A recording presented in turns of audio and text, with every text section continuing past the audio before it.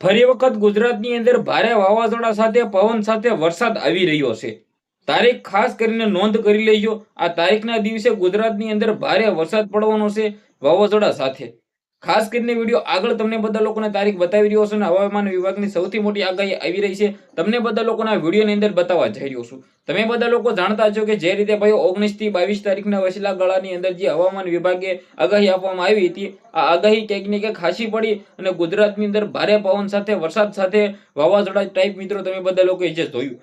પરંતુ મિત્રો ફરી વખત મિત્રો વાત કીધો હવામાન વિભાગની સૌથી મોટી આગાહી જોવા મળી રહી છે. તમને બધા લોકોને બસ બતાવવા જઈ રહ્યો છું. ખાસ કરીને વિડીયો એન્ડ સુધી જોતા રહેજો અને ચેનલમાં પહેલી વાર આવ્યો હોય તો વિડીયો શેર કરીને સબસ્ક્રાઇબ અવશ્ય કરી દેજો, જેથી હું તમારા સમક્ષ આવીને એવી જાણકારીઓ પહોંચાડતો રહું. હાલ તમે બધા લોકો જાણતા ન હોય તો કહી દો ભાઈઓ, તારીખ 26 થી ખાસ કરીને નોંધ આ તારીખ લખી નાખજો, કારણ કે 26 તારીખ થી 29 તારીખ થી 30 તારીખ જે 3-4 દિવસનો ગેપ છે, જે વચલો ગાળો છે, આમની અંદર ગુજરાતની અંદર ભારે પવન સાથે વાવાઝોડા સાથે વરસાદ પડી શકે છે.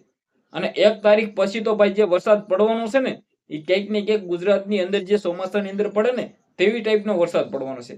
તો 24 થી 1-2 તારીખ સુધીના વચલા ગાળાના અંદર ગુજરાતની અંદર ભારે વરસાદ સાથે પવન સાથે વાવાઝોડા ટાઈપ વરસાદ પડવાની શક્યતા પૂરેપૂરી હવામાન વિભાગની આપી દેવામાં આવી છે.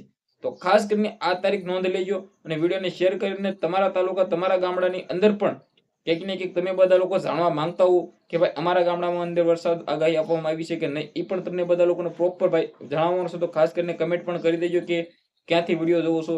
અને ભાઈ 26 તારીખ નોંધ રાખજો, કારણ કે 26 તારીખ પછી 29 તારીખ 24 તારીખ આ વચલા ગાળાની અંદર ગુજરાતની અંદર વરસાદ પડવાની શક્યતા છે ભારે પવન અને વાવાઝોડા સાથે.